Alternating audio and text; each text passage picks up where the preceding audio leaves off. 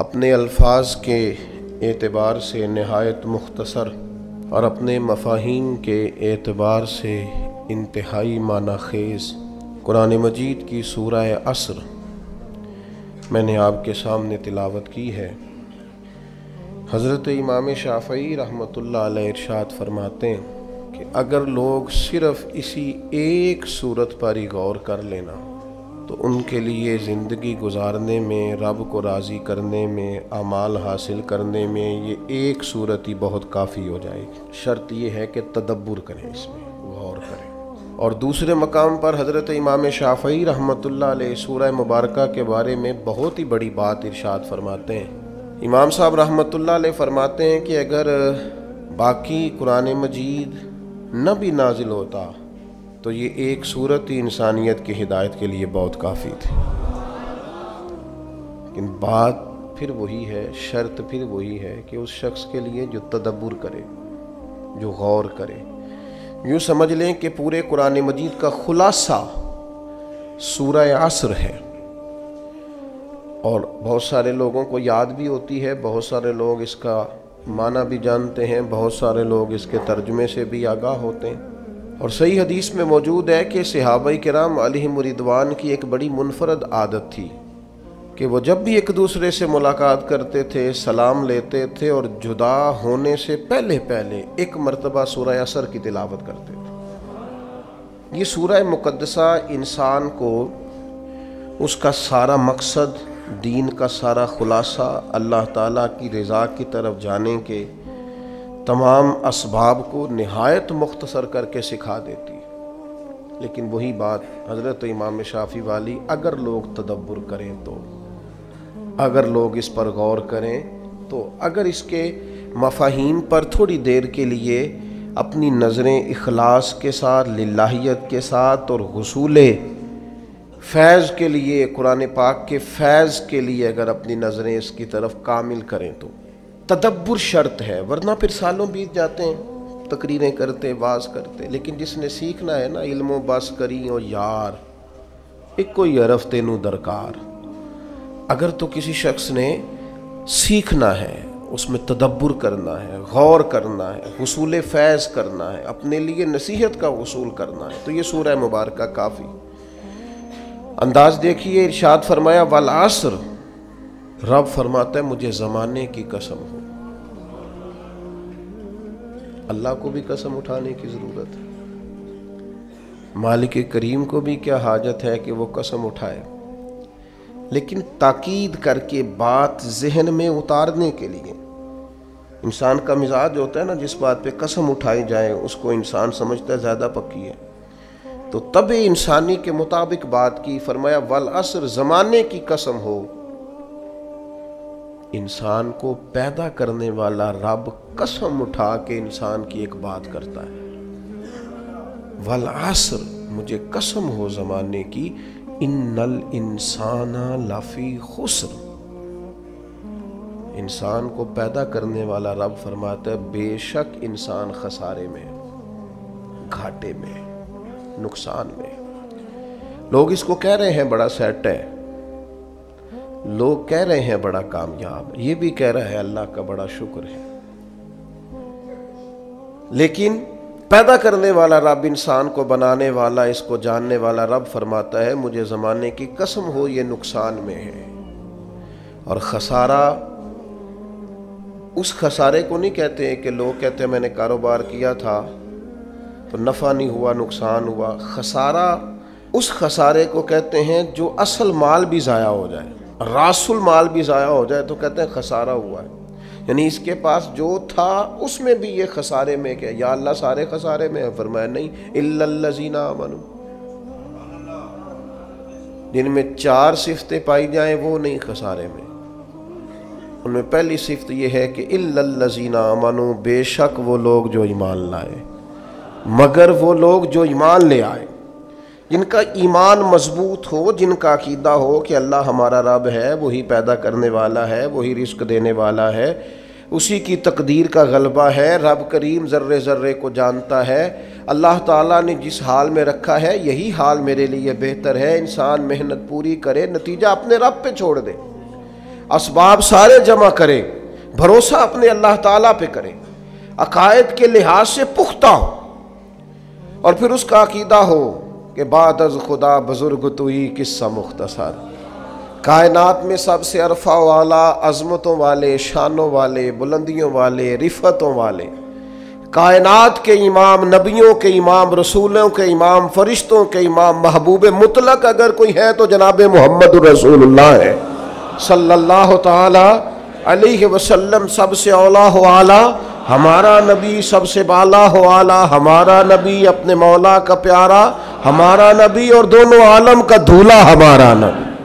نظریاتی پختگی حاصل ہو، عقائد پختہ ہو، ایمان میں عقائد پوری طرح داخل ہے، عقائد اہل سنت کا پابند ہو بندہ۔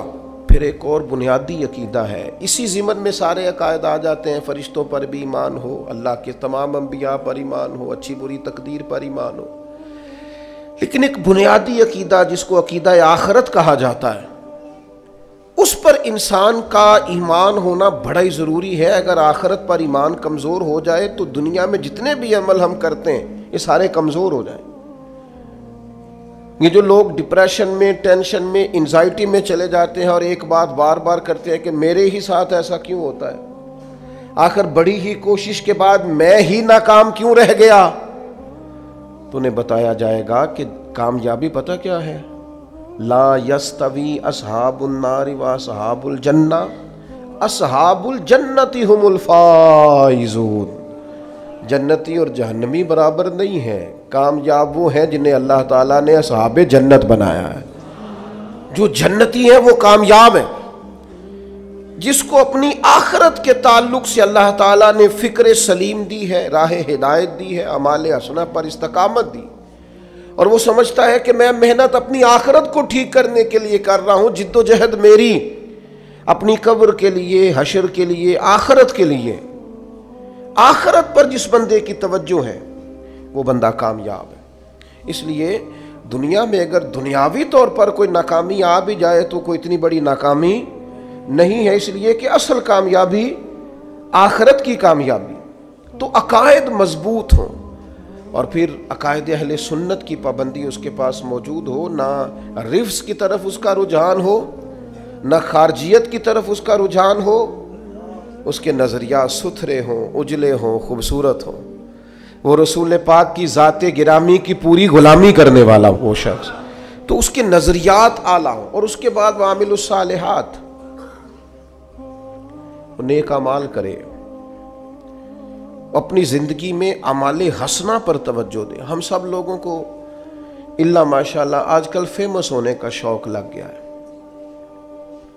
مشہور ہونا چاہتے ہیں، اور ہماری نوجوان نسل کا تو یہ حال ہے الا ماشاءاللہ کہ وہ کوئی بھی طریقہ اختیار کریں گے، انہوں نے فیمس ہونا ہے۔ بعض اوقات بعض لوگوں کو دیکھ کر ان کا لباس، ان کا حلیہ اتنا خوبصورت اور چہرہ اتنا نرالا، لیکن وہ اپنی شہرت کے لیے جو ویڈیو بنا رہے ہیں وہ اتنی خطرناک کہ وہ جو ایک تو ہے اسلامی وزاداری، ایک ہے کہ انسان کی کرامت، بحیثیت انسان بھی فضیلت رکھتا ہے، اس پر بھی وہ چیز پوری نہیں اترتی، لیکن ہمیں شہرت چاہیے۔ کسی بھی طریقے سے لوگ مشہور ہونا چاہتے ہیں، وہ ملاقاتیں کرتے ہیں، وہ لائیو ہوتے ہیں، وہ ایسے شخص سے ملتے ہیں جس کی شہرت زیادہ ہو، ذرا میری فوٹو آ جائے، ذرا 30 سیکنڈ کی ویڈیو آ جائے، تو ٹھیک ہے شہرت ہو سکتی ہے، کوئی ایسا مسئلہ نہیں۔ اور پھر ایک اور طلب، وہ طلب انسانی ضرورت بھی ہے، ایک طلب ہوتی ہے مجھ سے پیار کیا جائے، میں چاہا جاؤں۔ یہ تو انسان گھر کی چار دیواری کے اندر بھی چاہتا ہے اور زمانے میں بھی چاہتا ہے کہ مجھ سے محبت کی جائے، تو کی جائے گی، کوئی مشکل کام نہیں، شہرت بھی ہو جائے گی اور محبت والی ہو جائے گی اور وقار والی ہو جائے گی۔ اللہ نے طریقہ بتایا ہے قرآن مجید میں، فرمایا ان الذین آمنوا وعملوا الصالحات سیجعل لهم الرحمن ودا، بے شک وہ لوگ جو ایمان لائے اور جنہوں نے نیک اعمال کیے، رحمان لوگوں کے دلوں میں ان کی محبت پیدا فرما دے گا۔ آپ پیارے ہو جائیں گے، لوگ آپ سے محبت کریں گے، لیکن اگر آپ یہ چاہیں کہ میں اللہ کا نافرمان رہوں اور لوگ میرے فرما بردار رہیں، یہ کیسے ہو سکتا ہے؟ تو ممکن ہی نہیں ہے نا میرے عزیز۔ نبی اکرم نور مجسم صلی اللہ تعالی علیہ وسلم نے فرمایا، میرے پیارے نبی کریم علیہ السلام فرمانے لگے، جب تو اللہ کی نافرمانی کرتا ہے نا تو پھر جس نے تیری فرما برداری کرنی ہوتی ہے وہ تیری نافرمانی کرتا ہے۔ یہ جو شکایت کرتے ہیں نا، ایک باریک پہلو کی طرف توجہ کرا رہا ہوں، سب لوگ ایسے نہیں ہوتے۔ بیٹا تو جناب نوح کا بھی نافرمان نکل آیا تھا علیہ السلام، سب تو ایسے نہیں ہوتے۔ لیکن میں اپنے بعض دوستوں کی تربیت کے لیے بات عرض کرتا ہوں کہ یہ جو ہم کہتے ہیں میری اولاد بھی نافرمان ہو گئی اور شاگرد بھی نافرمان ہو گئے اور جن کو میرے ماتحت بات ماننا چاہیے تھی وہ بھی نافرمان ہو گئے، تو ایک باریک بات پر غور کریں۔ کریم محبوب علیہ السلام فرماتے ہیں جب تو اللہ کا نافرمان ہے تو پھر جنہوں نے تیری فرما برداری کرنی تھی وہ تیرے نافرمان ہو گئے۔ حضرت عبداللہ ابن مبارک رحمۃ اللہ علیہ گھوڑے پہ سوار ہوئے تھے، آپ کا گھوڑا ہمیشہ آپ کو سواری کراتا تھا، سفر کرتا تھا، لیکن اس نے آج کچھ ضد کی، کچھ تکلیف پہنچائی تو حضرت عبداللہ ابن مبارک نیچے اترے، توبہ کے نفل پڑھے، رو پڑے۔ حضور کیا ہوا؟ فرمانے لگے مجھے لگتا ہے آج مجھ سے میرے رب کی کوئی نافرمانی ہو گئی، اس لیے کہ یہ ہمیشہ میرا فرما بردار رہتا تھا، آج جو اس نے ضد کی ہے تو اس کے پیچھے کوئی حکمت کار فرمان۔ لیکن ہم تو چونکہ بڑے اعلیٰ قسم کے لوگ ہوتے ہیں، ہم کہتے ہیں یاد نہیں کبھی کسی کا دل دکھایا ہو، اور ساری زندگی کی تکلیف تو کبھی کسی کو نہیں دی، میں تو بڑا ہی اچھا تھا، یہ بچے پتہ نہیں کس پہ چلے گئے۔ اور نہیں بھائی، آپ اپنے حق میں دلائل دینے کی بجائے زیادہ بہتر ہے کہ اپنے رب کی بارگاہ میں استغفار کریں، اس کے حضور حاضری دیں، آپ اللہ تعالیٰ کی بارگاہ کے اندر اپنے آپ کو جھکائیں اور دیکھیں کہ کہاں آپ سے غلطی رہ گئی ہے اللہ کی نافرمانی میں۔ جو ہم کسی طرف چلے جاتے ہیں نا، جی میری تربیت میں کیا کمی رہ گئی، بھی آپ کی تربیت ٹھیک ہے، آپ نے رزق حلال کمایا وہ ٹھیک ہے، لیکن کسی جگہ آپ نے رب کی نافرمانی کی جس کا نتیجہ اس صورت میں سامنے آیا۔ میں کہہ چکا ہوں سب کے لیے نہیں، لیکن میری طرح کے گناہگاروں کو بہرحال اس پر غور کرنے کی ضرورت ہے، وہ اس پر توجہ کریں۔ تو فرمایا کہ انسان خسارے میں ہے، الا الذین آمنوا، مگر وہ لوگ جو ایمان لائے، وعملوا الصالحات، اور جنہوں نے نیک اعمال کیا۔ اور یہاں بات ختم نہیں ہوئی، دو صفتیں اور بھی پیدا کریں۔ یہ دو باتیں ان کی اپنی ذات تک تھیں، آمنوا وعملوا الصالحات، یہ دو باتیں ان کے اپنے لیے تھی۔ اب وہ سوسائٹی کو کیا دیں؟ دو کام معاشرے کے لیے بھی کریں، وتواصوا بالحق، حق بات کی نصیحت کریں وہ معاشرے میں، خیر کی بات کی نصیحت کریں، وائرل باتیں نہ کریں کہ آج کل یہ موضوع چل رہا ہے تو ذرا میں اس پر بولوں گا تو کچھ ویوز میرے بھی بڑھ جائیں گے، وائرل باتیں نہیں کریں۔ وتواصوا بالحق، وہ حق بات کی نصیحت کریں، کلمہ حق کہیں اور حکمت کے ساتھ کہیں، ادعو الی سبیل ربک بالحکمہ، دانائی کے ساتھ کہیں، لوگوں کو سمجھانے کی نیت سے کہیں، کلمہ حق ان کی زبان پر آئے۔ اور میرے نبی پاک علیہ السلام نے فرمایا سب سے افضل جہاد ظالم بادشاہ کے سامنے کلمہ حق کہنا ہے۔ آپ حق کے ساتھ کھڑے ہوں، پھر آپ لوگوں کو امر بالمعروف کریں، پھر نہی عن المنکر کہیں، اور وہ بھی بندہ دیکھ کے نہیں۔ اگر امیر آدمی غلطی کر رہا ہے تو پھر آپ خاموش ہیں، اور کسی غریب کو کرتے دیکھ لیا ہے تو آپ نے دینی حکمت کو بھی پیش نظر نہیں رکھا اور اسے رسوائی کر دیا ہے، آپ نے اسے سخت ترین تکلیف سے گزار دیا ہے۔ حق بات کی نصیحت کریں، اور جو لوگ حق بات کہتے ہیں نا ان پر تکلیف بھی آتی ہے، تکلیف آتی ہی ہمیشہ حق کہنے والوں پر۔ تو چونکہ میدان لگایا ہے، اب حق میں نکلے ہو، اب تم نے سفر شروع کیا ہے تو بھائی پیروں پہ چھالے تو پڑیں گے، سفر کرو گے تو تھکاوٹ تو ہوگی، کوئی رستہ طے کرو گے تو گرد تو پڑے گی، اگر کسی سمت تیز دوڑو گے تو مخالف سمت سے ہوا تو تیز آئے گی۔ اب وہاں گھبرانا نہیں، کمزور نہیں پڑنا، تھکی باتیں نہیں کرنی۔ اب ایسا نہ ہو کہ تم نے معذرت خواہانہ رویہ اختیار کیا، وتواصوا بالحق وتواصوا بالصبر، وہ حق بات کی وصیت کرتے ہیں اور ایک دوسرے کو صبر کی تلقین کرتے ہیں۔ چار صفات پیدا کریں تو خسارے سے بچ سکتے ہیں۔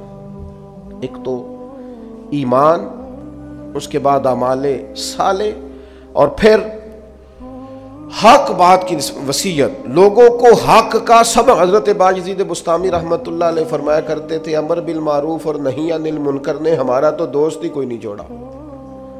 جو کہ ہم سمجھاتے تھے، قائل کرتے تھے، تو ناصحہ مت کر نصیحت دل میرا گھبرائے ہے، اس کو دشمن جانوں اپنا جو مجھے سمجھائے ہے۔ اور کسی شاعر نے کہا تھا بہکانے والے سب تمہارے یار ہو گئے اور سمجھانے والے مفت گناہگار ہو گئے۔ جو سمجھاتے تھے، قائل کرتے تھے، وہ تمہیں اچھے نہیں لگتے تھے۔ یہ مجھے ناصحہ مت کر نصیحت دل میرا گھبرائے، اس کو دشمن جانوں اپنا جو مجھے سمجھائے ہے۔ تو سمجھاتا ہے مجھے اچھا نہیں لگتا، تو نے خیر کی بات کر دی لہذا مجھے اچھا۔ ہم تربیت کے میدان میں اور بالخصوص اپنے حق میں سچی بات سننے کو تیار نہیں ہوتے۔ وَتَوَاصَوْا بِالْحَقِّ وَتَوَاصَوْا بِالصَّبْرِ، قرآن کہتا ہے کہ مومن کی شان یہ ہے کہ وہ حق کی تاکید کرتا ہے، کلمہ خیر ادا کرتا ہے، وہ کہہ دیتا ہے حق، اگرچہ وہ کسی کے لیے وقتی طور پر تکلیف کا باعث ہو، لوگ سمجھے کہ تکلیف ہوئی ہے لیکن وہ تو کلمہ حق ہے۔ اور پھر یہ مت سمجھیں کہ آپ حق کے راستے پہ چل رہے ہیں تو آپ یہ محسوس کریں گے کہ ساری دنیا آپ کی تائید ہی کرے گی۔